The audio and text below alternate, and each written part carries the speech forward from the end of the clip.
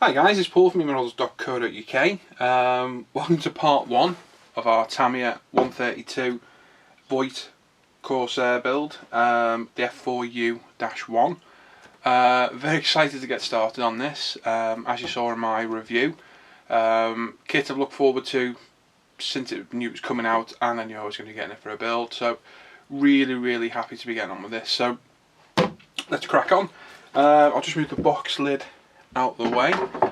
What I've done off camera, again to save you guys sitting there watching me cut bits off sprues, I cut off all the sections, relevant parts for assembly sections 1 and 2, which is basically the cockpit console levers and gauges, adjustments and what have you. So we'll assemble them now. They've all been sanded, polished, tidied up as needed.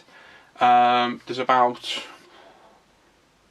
15 to 18 parts to assemble just in these first 2 stages, so we'll crack on. Once it's all assembled, at a stage I'm happy with, I'll then prime it and we'll get it sprayed.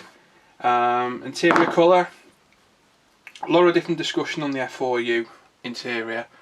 I'm going to go on what the majority says and kind of what the instructions say, which is interior green, which is FS, let me have a look, 34151. Tamiya don't actually do that colour itself, so it's a mixture of XX5, XF8 as a ratio 2 to 1, which will make that colour. So I've got Mr. Hobby in the right shade, and I've also got extra acrylics in the right shade. I haven't really used a lot of Mr. Hobby, so I'm going to use this today on it. So we'll put that back up out of the way. They're very similar colours, I've checked them against each other. That's the green interior. If we look at the colour reference we're given in the kit, it's an F4U-1D. You can see that green interior. So the green is the actual cockpit, the black is all the instruments, the dials, the side panels and what have you. What I'm tempted to try on this, it's something I've never done on an aircraft before. Once it's primed, we'll prime it in Alclad gloss black base. We'll then spray it in Alclad aluminium. We'll then spray it with AK Interactive heavy chipping. Once dry, we'll spray it in the interior colours, the green and the black. Then we'll chip it that way and give it that worn look inside. Rather than going over with a paintbrush later on and applying chipping, I'm going to give it a go that way. I'm also tempted to do that to the bodywork, the actual fuselage, but I'm a bit nervous about mucking it up, so we'll play that one by ear. But I'm definitely going to try it on the interior to see what kind of effect we can get out of interest really, and add a bit of interest in the model. So that's that really. So as I say, I've got all the components off, bar 1, which is on the L sprue, but we can sort that later because it's a little bit, not fiddly, but it involves a bit of cutting and what have you. So we'll go through, we'll get all these relevant parts on. Once it's dried, we'll come back, get it primered up, and we'll get going on the paintwork. So we've got the main actual console. I'll zoom in a tiny bit so we can see. We've got the main actual console with all its lovely switchgear buttons and what have you. Then we've got all these other parts that need fixing in position. Now, one of them does have a clear section, which is this part, which you put the decals on the clear part, put it through, and it gives the impression of dials. Obviously we can't put that on now because once we paint it we'll cover the dials, so hopefully I'm going to dry fit it. In fact, we'll dry fit it now in its position, which is there, and as long as I don't glue it in position, that will pull back out, because as usual Tamiya's kits are very well engineered and everything fits perfectly. So what we'll do, we'll put that in position, it's held in by friction, we'll paint it, primer it. I might hold in a little bit of PVA, we'll see. Once it's all sprayed, we'll slide it out gently, put the backing on, and then put it back in. So quite simply, we'll leave that part to last. So first couple of parts, again using Tamiya extra thin, as I always do, is the left hand instrument Binnacle, I suppose it's called, which again slots in position just like the other side, but unlike the other side we can glue this in position.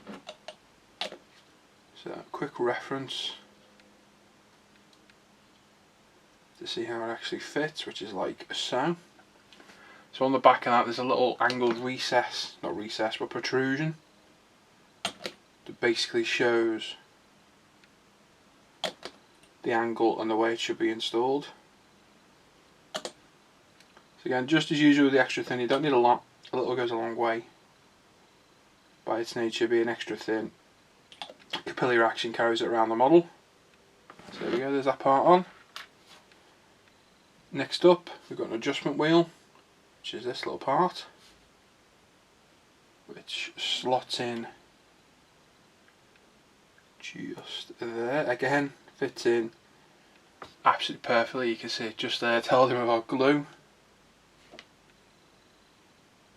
Really do like it when kits fit together like this.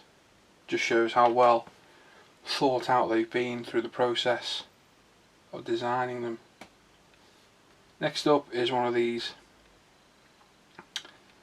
Again, I'm not a massive, what's the word I could use, expert on aircraft, so I don't always know the part names as I'm going along, but as I'll go I'll look what the part is, think what's that, and I'll look it up.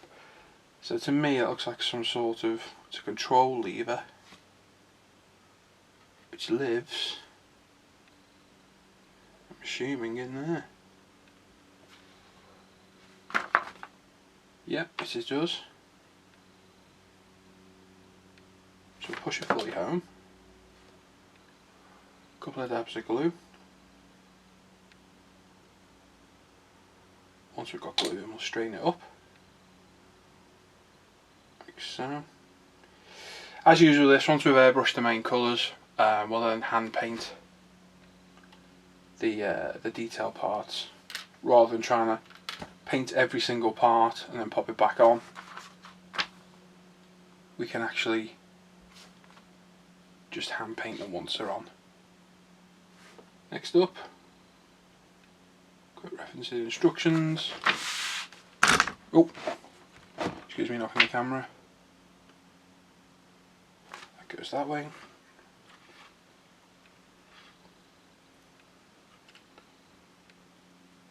So again, more switch gear fits in position just there.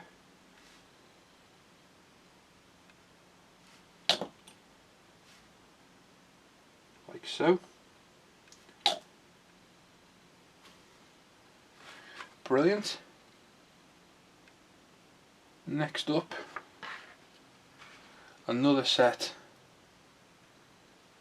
It's a control lever of some description, couple of knobs just there, and they fit in just behind this little part here. I'll get it in position and then show you the part.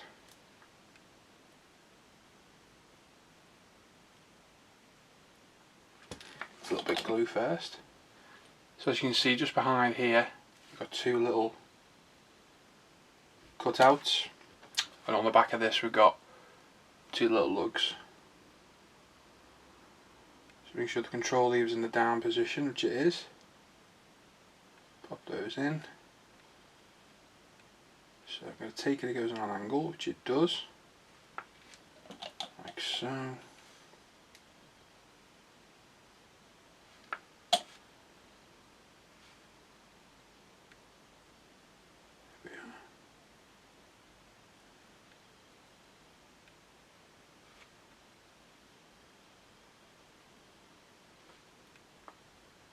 Quite awkward to get in position. There we are, it's better. As you can see, that part there sits on a 45-degree angle. It is chamfered on the edge, so you can see that. The instructions do show it as well, which is nice, because that's normally an area that's left off. But they do actually show the relevant parts. Next up, got two little control levers. Look more like handles, to be honest. Which one sits there and one sits just in there. So again, all the recessed parts are nicely defined, so you can actually tell a part is supposed to fit in there.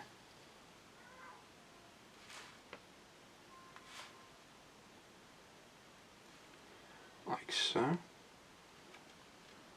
So let's have a quick orientation of it. There we go, goes that way.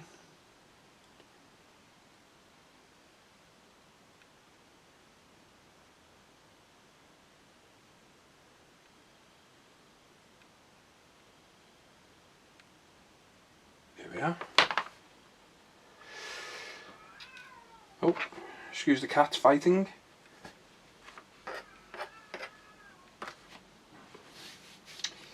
Now we appear to have lost the other part, which is never good.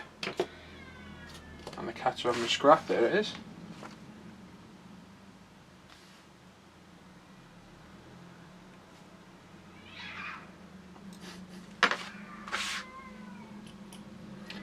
Cat doesn't sound happy at all.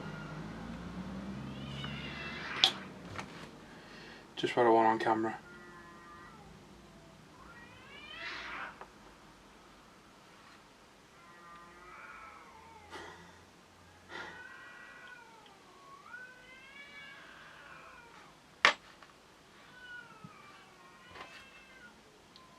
Bit of background noise for you anyway. So there we go. There's those two little pull handles, I'm going to call them, in position. One's just there and the other's just there.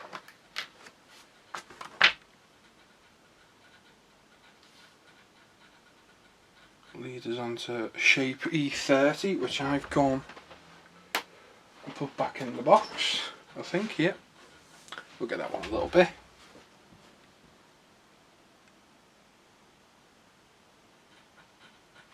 We've got the other control lever this side.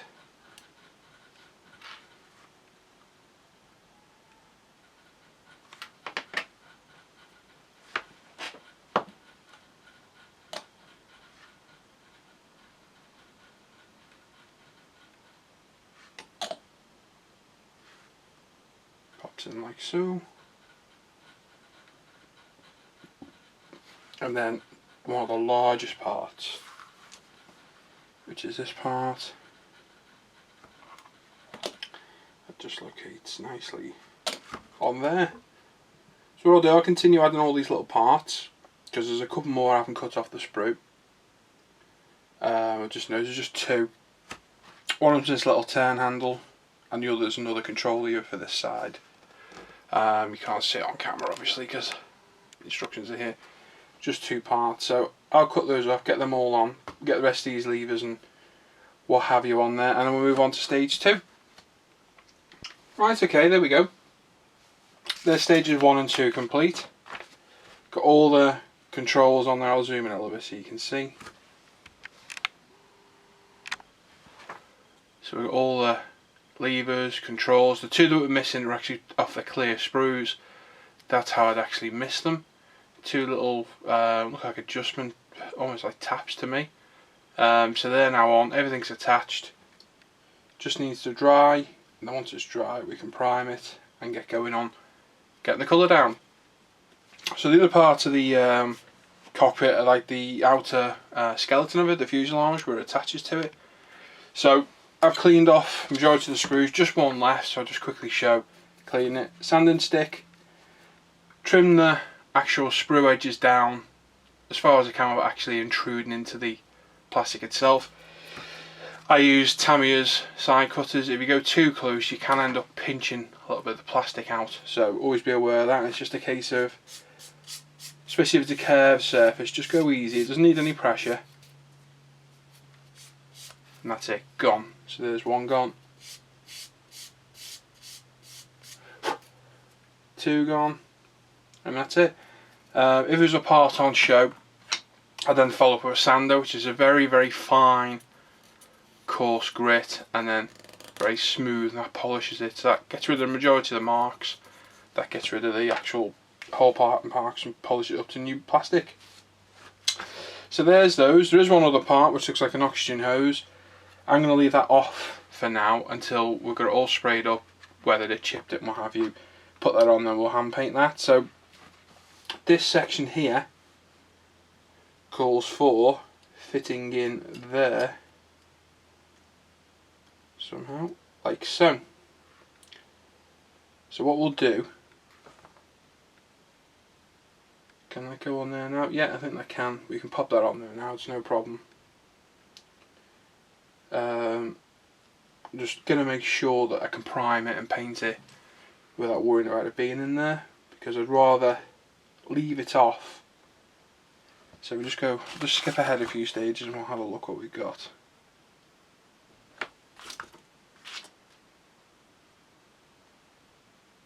Yeah, that shouldn't be a problem. So we'll glue that in position. Just as I pushed it out. My God. So there we go. So we're going to use the 2 locating holes that were there to glue it.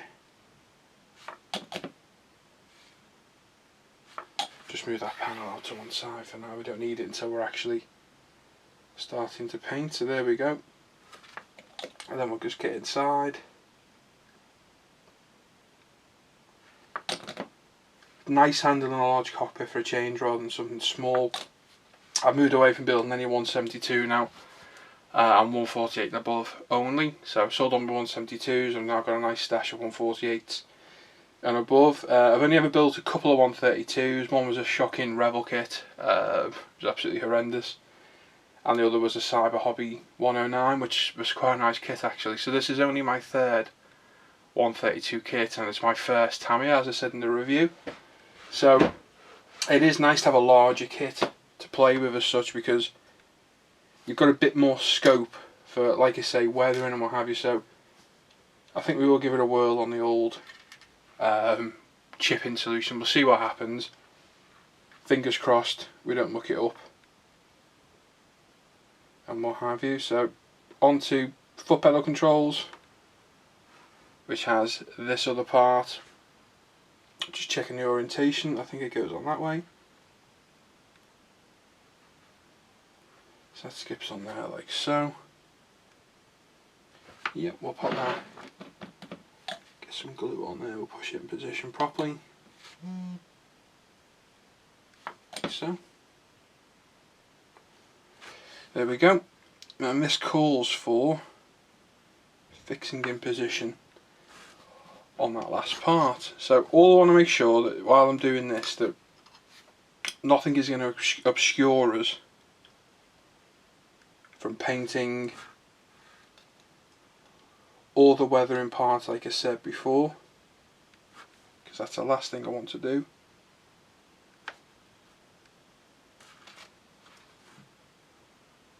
So that slots in there like so. So a couple of locating holes top and bottom. In there, in there, and in there.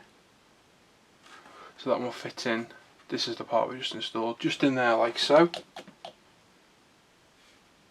Couple of drops of glue. Make sure it's pushed in. Same at the bottom. As always, don't need a lot of glue.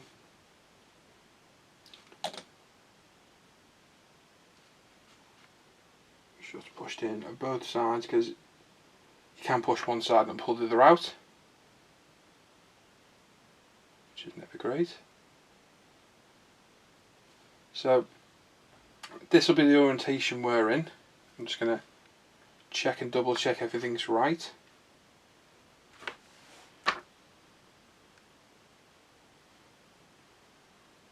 Have a quick look at what we've got. That looks fine to me.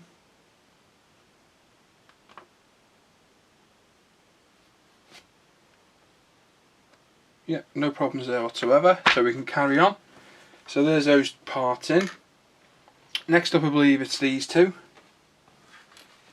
which they fit in position there and there. So we orientate them the way we need them, which will be that one. Like so. So as I say, refer to the instructions, just double check, especially if there's two parts very similar, that you have got the right way around, because it's easier. Even if you glued it now, you get a good probably 10 minutes before the likes of extra thin fully dries, have a good play around with it. So always refer to instructions. I can't can't get the instructions on here with you as well. But they're very well detailed. They show where everything fits. Absolutely superb.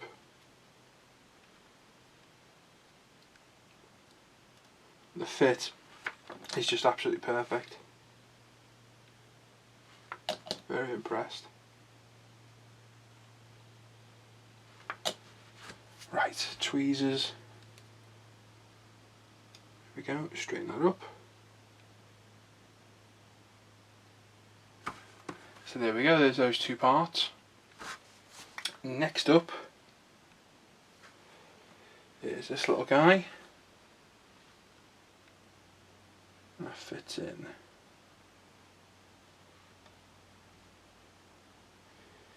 In there like so, I think.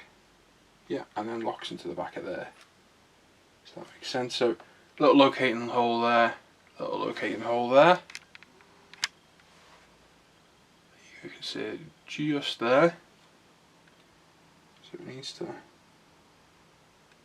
slot in like so.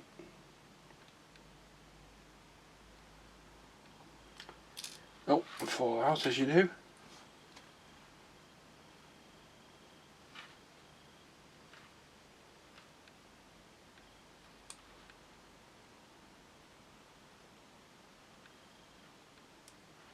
There we are. So that forms the top part, that last part we put in, and that will also give it some strength. So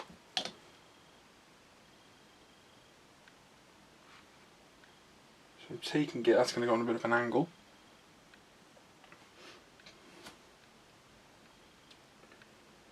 It looks like it is, it almost looks like a footrest, which it could well be, for all I know.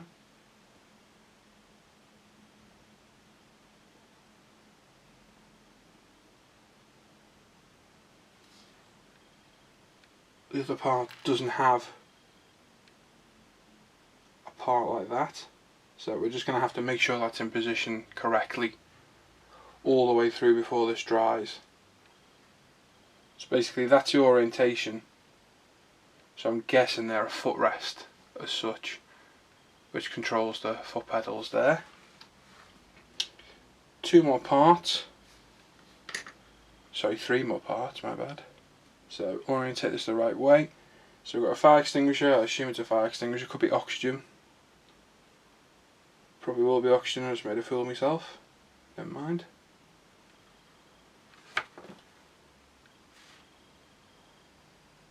Like I said, I don't know every part. I'm not an expert on all aircraft. I wouldn't say I was an expert on any, to be honest. And then we've got, looks to be, yeah, it's a control lever, and that fits in that side there. There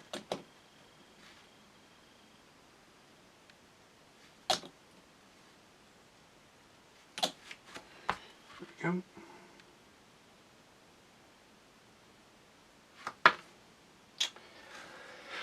Like so. And then this one slots in, rotate it the right way to turn it around. Goes that side.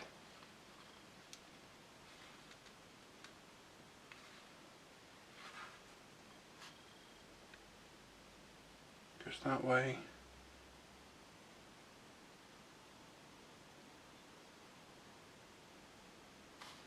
Apparently fits in there. Oh yeah, which it doesn't actually push fit. It's very nice.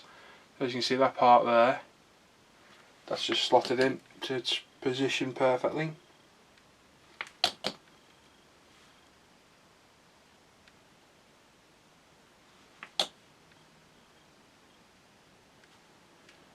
There we go.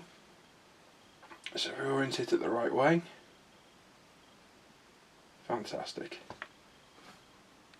There we go, just that one little part to slot in, which obviously later on will have an instrument binnacle in it. So next step for this now shows us creating the instrument panel. We will be doing that until we've weathered the cockpit itself. So we can make the front panel The front panel's black, X18 it calls for. I used the Mr. Hobby equivalent probably. So that can all be put in position and sprayed up. We'll dry brush that to give it some effect. That has a clear part at the back with a decal on the back of that to give the impression of glass and the instrument. So I don't want to add that until it's weathered, because otherwise it'll get absolutely covered in all sorts of washes and what have you. But that literally takes us right through then to stage 7. If I can back out a little bit. So that's literally what we've just done. Stages 1, 2, 3, 4, 5 and 6 is the instrument. So like I say, we can do this panel black, it's X18, semi-gloss black. We can dry brush it and what have you, weather it because it sticks onto there of its own accord. We'll leave that off, weather it separately. Once we're done, I'm happy with the cockpit, we'll stick that in position. Stages 7 calls for the bulletproof plate. In various, if you want it open or closed. I'm not decided yet, so I'll have a think about that in the meantime. Stage 8 calls for assembling the C harnesses, and again you decide if you can have a pilot figure or not, because there's 2 different harnesses. Again, I'm not totally decided, but I've still got to prime, paint and weather this bit, so it gives me a little bit of time to figure it out. But that's where we're at now. Okay guys, so there we go. That's the end of part 1. As you see, we've got the majority of the cockpit sections built. Still a bit more to go. It's nowhere near done, but we've got the bulk of the main components in there. Not the most riveting video to watch by all means, but I want to document this whole build if I can, and decided that includes watching every part get stuck to the cockpit. It will get interesting. We're back in part 2 pretty soon. We'll start getting some primer down, get the rest of the components built, and we'll start going through that weathering stage you were saying about, which involves alclad aluminium, chipping fluid and what have you, and we'll see how we get on with that. So like I say, part 1 done and dusted. Cracking kit, goes together very, very nice. The detail is superb. If you're thinking about getting it, don't think about it, go and buy it. So far absolutely fantastic. So really, really eager to get on with this. So I'm really excited about building it. So excellent. So there we go. paulformemodels.co.uk. Have a look at the other videos on YouTube, on eModels YouTube channel and eModels Facebook page. You can also see a full build log of this on my forum, which I've moved the box of this. You can see on the wall, internationalscalemodeler.com. I've documented the whole build on there from start to finish in photos, and also all the video links are on there as well. And obviously check out eModels website for all your modelling needs. Anything and everything on there, including this kit, you can find on there. Certainly can't fault that at all. Superb. So I'll see you next time for part 2, which will be coming very soon, trust me.